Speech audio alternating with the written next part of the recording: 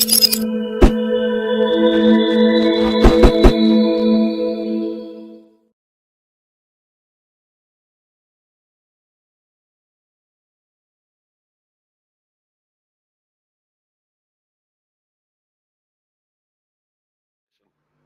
you very much.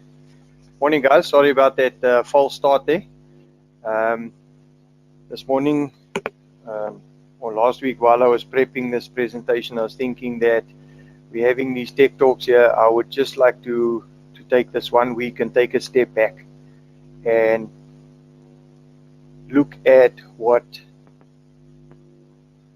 standards do as far as the plumbing industry is concerned. And if we look at this carefully, and you might say that we've been doing plumbing for a very long time, why? When we look at why do plumbers need to know their water and sanitation rules? Let's call them rules because they range from acts to bylaws to regulations. Let's just generalize and call them rules. When you do get approached to do a report, albeit on someone else's work, on possibly something that you might be interested in doing, you would like to think that this report could end up being a professional, very accurate, detailed report referring to said standards. You could end up assisting with the design of a project that you end up doing. You could be in a position where you need to defend your decision or something you've done, and then you can refer back to the standards. The nice thing about standards and regulations, yes, they're boring. Boring probably in a good way because if it's not written, it's not said. You avoid being dragged into work that's non-compliant because you know the rules. If your client or the architect or the builder expects you to do something and you know it's not compliant, you can actually call a halt to the whole thing. You won't use non-compliant material because the standard keeps referring to all of these details all the time. So that's just the first 5 that came to mind. Then if you guys have been on the PRB IOPSA websites, you would have seen this little triangle. Let's just cut the first. Let's do that. Let's look at these first ones. Yes, get my tool out there.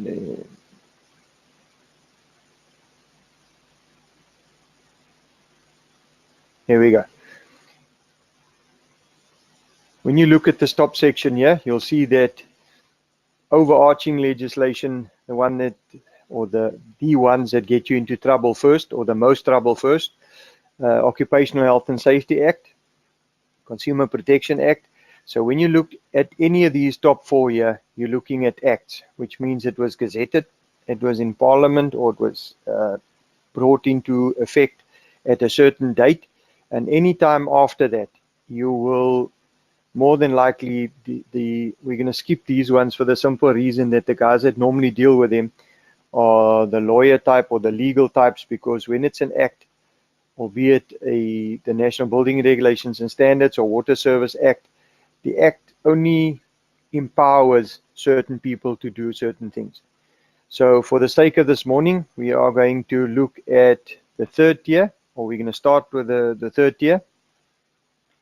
So when you look at that 3rd tier there, it says National Building Regulations and Standards Act, and you'll find that it's been amended. It says of 1977. I believe they are looking at updating certain parts of it, but it's a living document. It's got very many parts to it, all the way at the moment up to XA, and you'll find that these have been amended since, or they've had work done on them.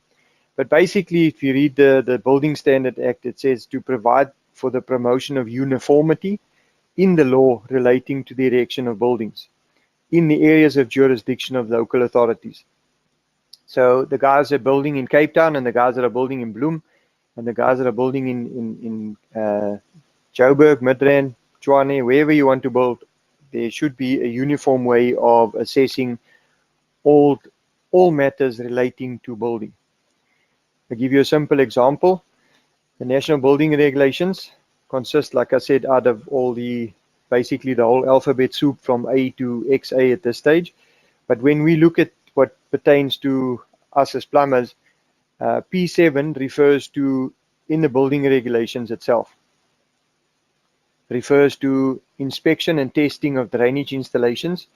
And it says any drain or vent pipe shall be installed as to be capable of withstanding the test pressures contemplated. And I want you to remember the 26 and 27. We'll get back to that shortly. Then it runs through the whole aspect of testing, and then you'll see the nice little bit down the bottom that says you may not put in use any drainage installation before that installation has been inspected, tested, and passed by the local authority as complying with these regulations. And then the catch down the bottom says any person who contravenes this requirement of sub-regulation 3 shall be guilty of an offense. So you'll find that when you do get caught, or you get caught up in some legal mess, that they will probably not refer to the following document. They will refer to the National Building Regulations, because that's an act that gives power to whoever enforces that lot. So just to put this whole thing in perspective, when you look at the building regulations, you've now seen P7 refer to inspections and testing, and then they refer to PP 26 and 27. So then we go on that same tier, you're looking at SANS 10400. Like I said, from Part A to Part XA deals with anything relating to buildings, from foundations to walls, roofs, water for fire. Everything is covered in there, including Part P, which is drainage. We all know that. So when you look at Part P for drainage, and you look at the scope of the document, it tells you that this document is intended to provide deemed to satisfy requirements for compliance with Part P of drainage. So when you look at SANS 10400 Part P, that would be the application of the Act. The Act says you need to do X, Y, and Z. This document then gives you, very importantly, deemed to satisfy. In other words, if you do exactly what the book says, it is considered to deemed to satisfy the requirements of Part P. So the 26 and 27 you needed to remember. The statement was that you need to test as per PP 26 and PP 27, which is part of the building regs. But in the application, it comes back to 26 and 27. So 26 is for drains and 27 is for discharge pipes and vent pipes. So when you look at the document that it originally handed, or it was originally given over as the law, this is how you apply the law. So it gives you in detail on how to actually comply with the National Building Regulations. And then just a quick touch base. Part A in the building regulations, in the application of the building regulations, refers to A18. You would have noticed this in very many documents and very vast amount of legal letters and references. Straightforward as far as we're concerned, no person shall perform the trade of plumbing as contemplated in the government notice unless he's a trained plumber or works under the adequate control of a trained plumber or approved competent person. Then we skipped a bit about the local authorities registering people, and we say that any person not being a trained plumber or not being a person contemplated in sub-regulation 2, in other words, someone that was registered with the council, who practices the trade of plumbing, shall be guilty of an offense. That's how this wonderful document starts. It protects you in the sense that any trained plumber who causes or permits any person who is not a trained plumber or is not a person contemplated in sub-regulation 2 to practice the trade of plumbing without adequately controlling the work done by that person shall be guilty of an offense. So there's protection of your work. You're looking at all these documents, yet the guys end up fighting instead of celebrating, saying that this is where we are protected. You can send your client a letter, you can send your building contractor, you can deal with the local authority, because the Act and the application of that building regulation says that you have to be qualified and you have to have yourself as part of what's happening there. Then on that same tier, the legislation that covers the actual plumbing, once you've gone through the admin and the building regs and that, by reference, SANS 10252 Part 1 is for the water supply installation in buildings. So anything to do with water, and believe me, if you take the time for to go through that document, if there is anything from holding a pipe down to hiding it to color coding it to connecting it to any fitting, different fittings, different terminal fittings, it is all covered in that document. It's quite a big document. And I take 2 seconds and just mention the fact that in about 2 or 3 weeks time, there's a new 6-part series on the 2018 version of this document. It was published late last year. They cleaned it up a little bit, took out some unnecessary references. They added a couple of temperatures and pressures. I think there's about 25 or 30 changes made in total to 2016. So in a couple of weeks, check the articulated site. We'll be starting a 6-part series on the 2018 version of that document. The scope of this document says this part establishes principles for the design. In other words, from when the job is about to start, installation, how it's supposed to be done, and the testing of water installations for buildings. Straightforward, plain English. This document deals with anything with water or for water installations in buildings. Then the other one that is on the same level of that pyramid, you'll find that part 2, water supply and drainage. The part 2 deals with the drainage installations for the building. So you'll find that the part 2, 1 brings the water in, 2 takes the water out. And you look at the scope of that document, it says this part of SANS 10252, this is from the older version, establishes general principles for the design. Once again, so you work out what it should look like and what it should do, installation and testing of sanitary drainage installations. And you'll find most of these documents cover themselves. In this case, it says it does not cover drainage installations for healthcare, laboratory, or industrial buildings, because those are more specialized and they take a bit more thought than a normal stub stack or a single stack on a double-story building. And then the last one on that same tier refers to the 10254, which we're all very familiar with, and we all get audited and we all get wrapped over the knuckles, and we all need to comply with this. This is the installation, maintenance, replacement of electric storage water heater systems. So when you look at this being the last one on that tier of the pyramid, you'll find that the document, the scope of the document also says this standard covers requirements for the safe, take note, safe installations of new and replacement fixed electrical storage heaters. The standard also covers the maintenance and the repair, excluding obviously to the cylinder, because that's a standard on its own, and it gets covered with the pressure equipment regulation as well. So we do repairs around, but not to the cylinder. Then you'll see that the standard does not cover the sizing or the hydraulic design of the heater, and it does not cover industrial hot water systems. So as far as this document is concerned, we've now dealt with that tier or that level where you have 10252 part 1, part 2, and 10254 as being the legislation on that level. Once we've gone past the building regs, then we get to the next level before you get to the local authority, 10106. Both of these, or this one and the next one, is both covered under mandatory installation.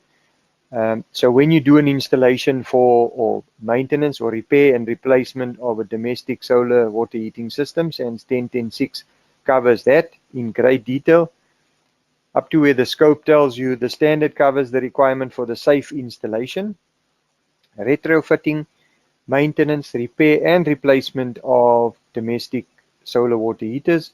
And once again, it tells you quickly that it excludes solar water heaters for pools and commercial buildings, and it does not cover the installation of solar water heaters on thatched roofs. So if you're looking at a document that says that we deal with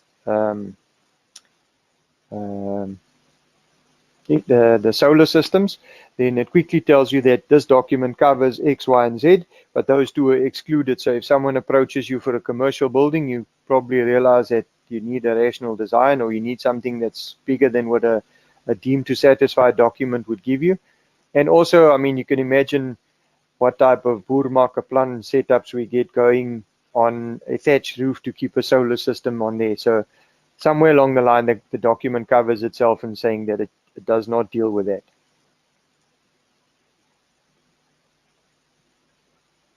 SANS 1352, just worthwhile noting, not because we are busy with a tech talk that is sponsored by PRB and IOPSA.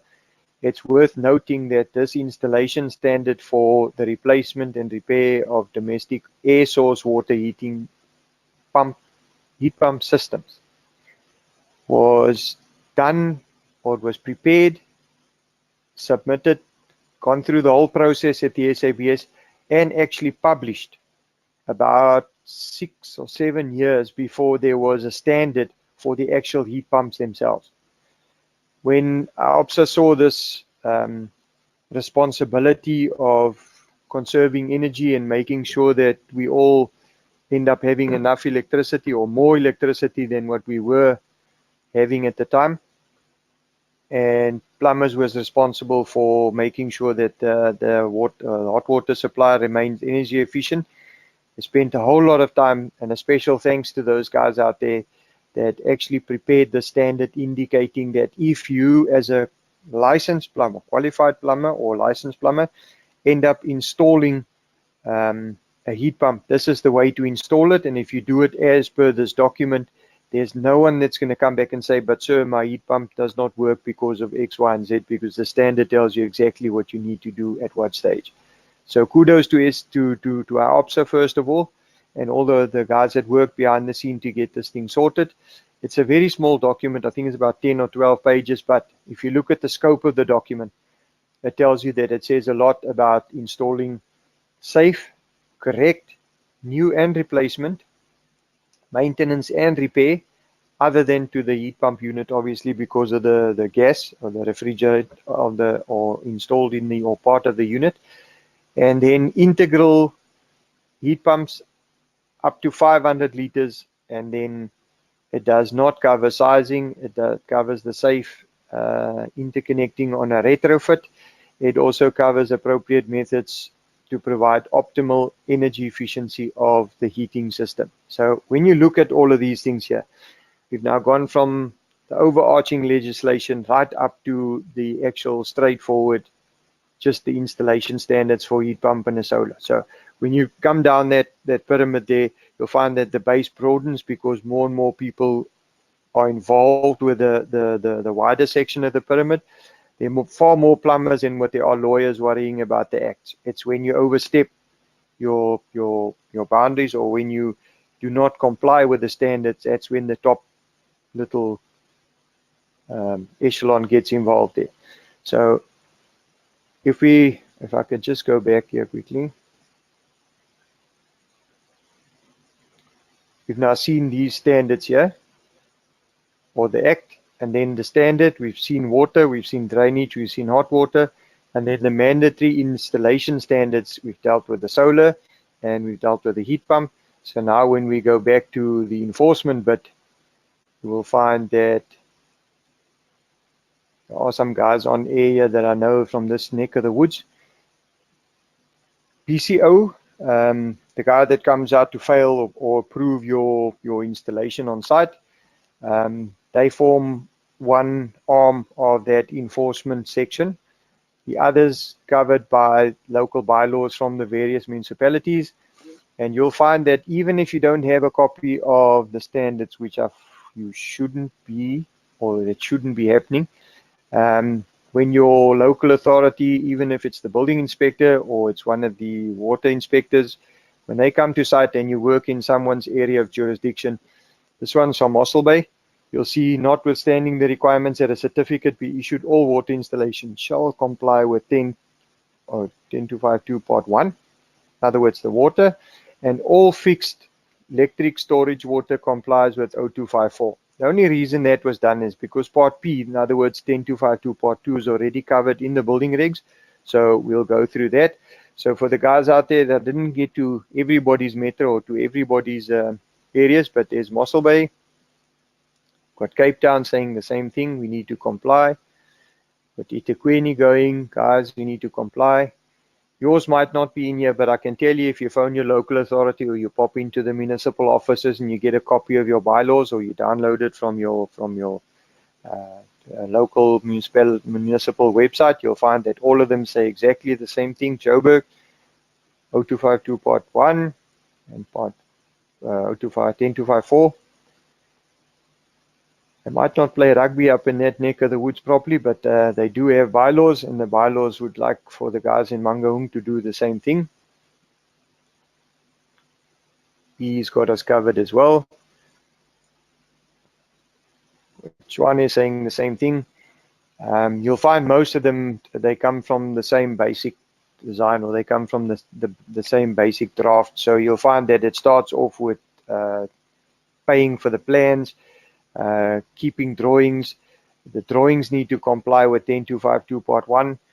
So even if an architect gives you something that is obviously wrong, you could refer him back to the local authority bylaws, because those bylaws will not only say that he needs to comply with the 10400, which is his or the architectural profession's document, but it also says that it needs to comply with the plumbing standards.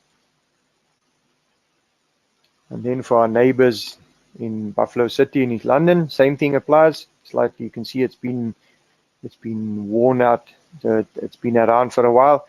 You see once again the water and the geysers, they all get referred to, and don't mind the fact that this thing says 0254. Most of the bylaws, when you start reading them, it'll say that the applicable standard or the subsequent amendment or a revision of the same document. So when this thing was published originally, it was SANS 0254, but if you go to the front of the document in the foreword, it'll tell you that you need to comply with the latest, which is SANS 10254 of 2017. So you see, even in East London, a shout out to the guys in George area in the Eden District Municipality. When you look at this local authority BCO thing, that is what happens from your local authority's level down to where new work gets done or installations get done. When it comes to the last level of that pyramid, you'll see that there are two names in there.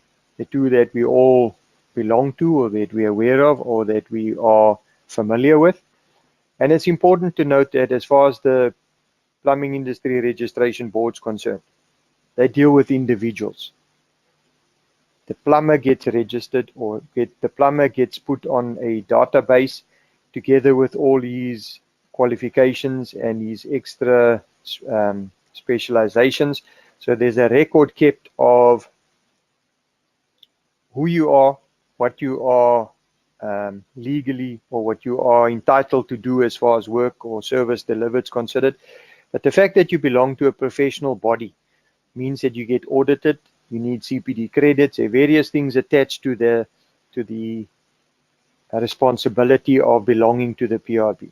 So when you look at the setup, an individual, the fact that you get audited means that that is a, let's call it almost a peer a scrutiny by your peers, because they both belong, or you both belong to the same body. When it comes to our IOPSA registers companies, they register business. There might be 20 PRB members in one IOPSA company. But then it's also important to note that when it comes to disciplining, or when it comes to assisting with the writing of standards and all plumbing related matters, IOPSA have never shied away from a good argument on behalf of the plumber. So although this being the lowest or the widest end of the pyramid, this is where we work. This is where plumbers work. This is what we do on a daily basis, albeit the office, albeit the plumber himself. That's where the buck stops, at that bottom end there. So right from the day that the minister slams out down that little wooden mallet, or whatever you call that little hammer of his, right down to the 4-pound hammer that the plumber swings into a wall to get a chase done, everything is covered top to bottom with regulation and legislation to protect not only the plumber doing the work, but also the client receiving or being on the other end of the recipient of that service. So I know I took a bit of time, because there can't be very many questions asked around the the legislation because it's a written document, it's a black and white document. But there are my details on the screen. And while you're jotting that down or you're saving that somewhere on your phone, Sean, have you got any questions? We have got 2 questions for you this morning. The first one reads, please can you explain adequate supervision? Is it acceptable for the plumber to send his staff to do a job alone and use photographs taken as adequate supervision, or must the plumber physically go to site? Okay, that was an issue a couple of years ago. The short and sweet of it says adequate supervision means that by the time that job gets signed off or by the time that job is done, you need to be very sure that it complies with every single standard, material or workmanship. So a photo, sometimes they can be misleading. The best, if it's possible, is to actually go to site yourself, make sure that when you sign off something, especially now with the geyser replacements and it, make sure that when you sign off something, that it's done properly. Adequate supervision means up to the point where it complies with every respect of the standard. So if your staff is well trained, you get various levels of competency within your staff. Some guys are very good at doing one thing. Some guys are very, what do they call them? Not finicky, but some of them are very to the point and making sure that everything complies. Your staff would determine that. But yes, the term adequately supervised means that up to the point where it complies with all legislation. All right, perfect. And then the second question for this morning reads, what is the difference between a licensed and qualified plumber? Okay. All plumbers are qualified plumbers first. A licensed plumber, you are able to issue COCs on work that you've done. A qualified plumber would actually have to work for a licensed plumber, so that a qualified plumber can end up doing the work, but only the licensed plumber can issue a PRB COC. That's the biggest difference. And you'll find that if you go to the PRB offices or you speak to the people at the PRB offices, that if you do not meet your CPD criteria and you don't have the necessary credits to renew, you'll find it's very simple. They knock you down from a licensed plumber to a qualified plumber if you fail to meet the requirements, and then you have to do an assessment to get your licensed plumber, or to get back to the category where it says licensed plumber, for the simple reason that you could be a qualified plumber, but you'd always have to work for someone that would be able to issue your COCs or their COCs. So yeah, that's the main difference. A qualified plumber is a qualified plumber. You can't lose your qualification, but only a licensed plumber can issue a COC from the PRB. Perfect. That is all of the questions we have got this morning. Would you like to end off, Adrian? No problem. Yes, thanks guys for your time. Be safe. Make it count. And we're back next week, same time, same place. Thanks guys. Thanks, Sean. All right, perfect, guys. Thanks so much for joining us this morning. I do apologize again just for that beginning, that bit of a false start there, but it won't happen again, guys. And I just want to say thanks so much and enjoy the rest of your week and the weekend to come. Goodbye, guys.